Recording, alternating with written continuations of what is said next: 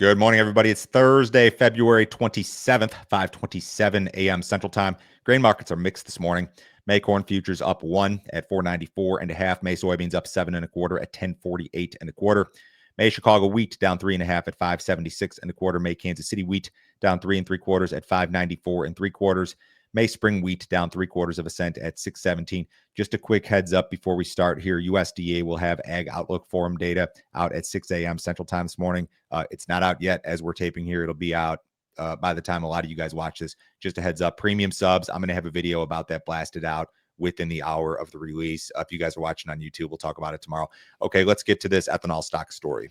U.S. ethanol stock spiked to near record levels last week. The stock's number of 27.6 million barrels was up 5.2% on the week and was considered to be shockingly high. Ethanol stocks in the U.S. had only seen similarly high levels during the early stages of COVID when much of the country was locked down and not driving. Weekly ethanol output of 1.08 million barrels per day was down marginally on the week, but up slightly versus the same week last year. This chart, if you guys are watching on YouTube, this is one of these spaghetti charts. You're not supposed to be able to look at every line and know what it means. There's two lines that are important here. The 2025 spike up, which is this past week, and then the 2020 spike up. This is pretty scary stuff. I mean, ethanol stocks are as high as they were during the COVID lockdowns when people just stopped driving. My hope here, and I think the hope of maybe not hope, but the thought is that maybe EIA's got some bad data here. And EIA has been, I'm not going to say notorious, but they have had bad data in the past regarding gasoline demand, ethanol, all sorts of stuff. They just have some stuff that doesn't make sense oftentimes. The official story, I guess if you want one, is that there's been a high rate of ethanol production, which is true. Maybe demand's been a little bit slower. We had some winter weather. Maybe there's something to do with exports here. Maybe we're not shipping enough to Canada. I don't know. I know for a fact there are people watching that know more about this situation than me. So if you guys have some insight, let me know. The one question that's being asked is, what sort of capacity do we actually have to store ethanol in the United States? And you've got to go back to 2020. That was the last time people really posed this question. Regarding storage capacity, specific nationwide data is not readily available. However, in 2020, market sources estimated that U.S. ethanol storage capacity ranged between 26 million and 28 million barrels, which is right where we're sitting right now. Given the growth in production capacity since then, however, it's plausible that storage capacity has also expanded, but precise current figures are not publicly documented. So this isn't like a crude oil situation where we kind of know what the capacity is. We don't really know. If you guys have an insight into what our capacity is to store ethanol in this country, then drop something in the YouTube comments or shoot me an email to info@standardgrain.com. But I hope this is bad data because, of course, if ethanol production slows down and we stop grinding as much corn for ethanol, we've got a huge portion of our demand base for U.S. corn at risk. USDA says that 36.4% of all demand for U.S. corn this year is ethanol. So if we start to lose some of that demand, that would be very bad. Ethanol margins are not good, but they've been running negative for a while, and the plants will continue to run at negative margins. This is some Reuters data using spot prices of corn, ethanol, DDGs, corn inputs. Everywhere's break even and negative, but don't take this as gospel because margins will vary from plant to plant. But to go back to the stocks, yeah, it's scary. We hope it's bad data and not reality would be my hope. Wheat futures have fallen sharply in the last 3 trading sessions. The nearby May 25 HRW wheat contract has lost more than 23 cents over the 3-day stretch and trades below the $6 mark early this morning. Rain is on tap for much of U.S. winter wheat country, although the rains will favor SRW country in the Midwest. U.S. HRW wheat country is slated to see more scattered rainfall. Recent snowfall in Russian winter wheat country has resulted in less pessimism regarding crop prospects. This has been a pretty nasty sell-off in wheat. I was hoping we'd be able to hold those mid-February lows, which for this May Kansas City contract were around $6, and we're trading below that early this morning. I hope we can find some footing. The story, I guess, is that you've got some improved weather both in Russia and the U.S. SRW wheat country in the Midwest is going to catch a ton of rain, but you look at HRW wheat country, your western half of Kansas, North Texas, into parts of Colorado and Nebraska. It's kind of scattered in terms of the rainfall that's expected. So I think those areas could still be problematic. And remember, we grow a lot more HRW wheat than we do SRW wheat, but the market doesn't seem to like this and has sold off. I guess this situation with some snow in Russia is considered to be bearish. I don't know if I see that necessarily. We've still got a tightening global situation. I feel as if wheat at current levels or below current levels is too cheap in my opinion, but my opinion is worth what you pay for it here on YouTube or on the podcast. The timing and extent of President Trump's proposed tariffs remain uncertain. The proposed 25% tariffs on Canadian and Mexican imports are set to take effect on March 4th. However, on Wednesday, Trump said the tariffs would begin on April 2nd, causing some to wonder if there would be another delay. Later in the day on Wednesday, a White House official said the tariffs would take effect next week, but Trump has not yet decided on another extension.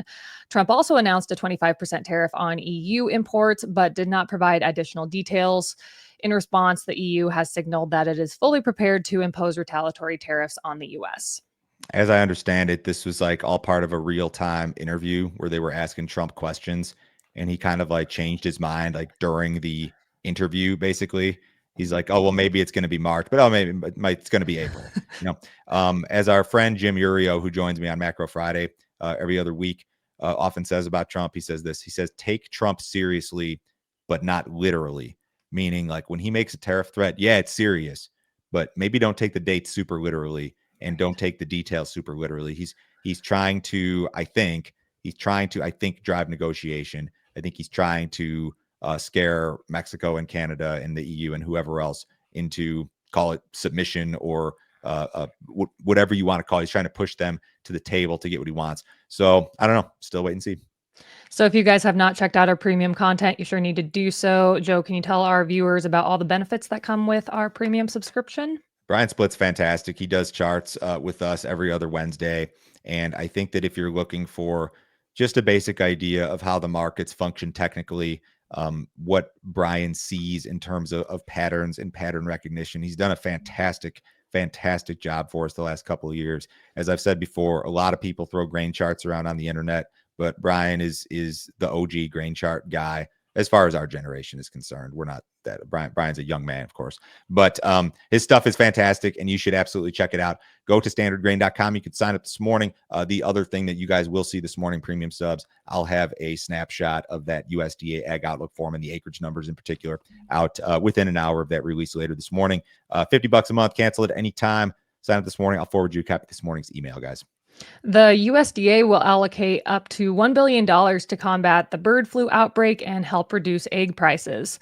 In a Wall Street Journal opinion piece, Ag Secretary Brooke Rollins said the agency is working with DOGE to eliminate hundreds of millions of dollars of wasteful spending. Some of those funds will be redirected toward long-term solutions to combat bird flu. The funds will be used to improve biosecurity measures, provide assistance to farmers impacted by the outbreak, and develop vaccines and treatments for the virus. The USDA also plans to eliminate unnecessary regulations on egg producers and explore import options to lower egg prices. Over the last 4 years, egg prices have surged by 237% to an average of $4.95 per dozen. We don't typically do opinion pieces, but this is the opinion of the U.S. Ag Secretary, so it is relevant. I didn't read this. Mackenzie, what is your thought on this plan? I think it's a good start. We have to get this bird flu situation under control, no doubt about it. You got to start somewhere. I mean, hopefully they can find money within USDA to put towards this situation. But then I also worry about when DOGE does walk into USDA, what does that mean for a lot of our farm programs? So I almost feel like it might be a little bit of a double-edged sword. And they want to import eggs. They want to import eggs. And that's another thing I was wondering about. I don't think we like that. I don't like that. Yeah, where are we importing eggs from? What does that look like? That doesn't sound too attractive to me. And it would be to the detriment of the U.S. egg producer. Yes, of course it would. Yeah. Yeah.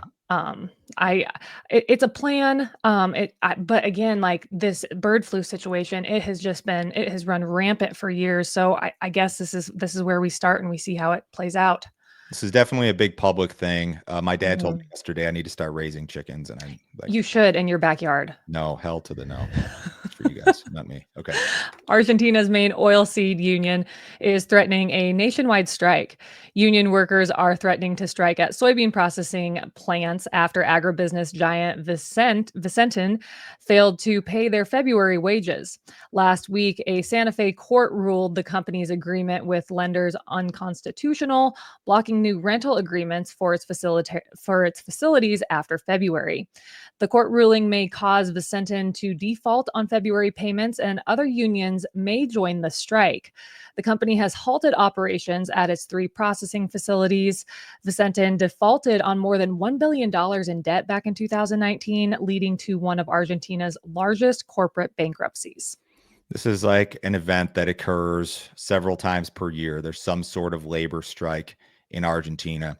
I think I have seen a couple of instances where maybe it moved the bean market or the meal market or the bean oil market for a day or two, but I've never seen it result in any sort of trend change or anything along those lines. While not the biggest producer, Argentina is a huge exporter of meal and oil, and that's why perhaps this would matter. But I would probably file this under non-relevant, at least for the moment. More than 1 billion people tune into podcasts on YouTube each month. YouTube overtook Spotify as the leading podcast streaming platform back in October of last year. Last month, YouTube users streamed over 400 million hours of podcasts on living room devices. During the pandemic, YouTube recognized the popularity of podcasts. To support podcasters, YouTube now offers up to $300,000 for creating video versions of their shows. In an effort to compete with YouTube, Spotify has invested in video podcasts and has also expanded its video podcast catalog. 300,000. We haven't seen a dime of that money. Yeah, when does that show up? We're way too small. So we threw this in because it's a slow news day. Our little podcast here, we've been doing it on YouTube almost as long as I've been doing the podcast. I think I started doing YouTube a year or two after I started doing the podcast.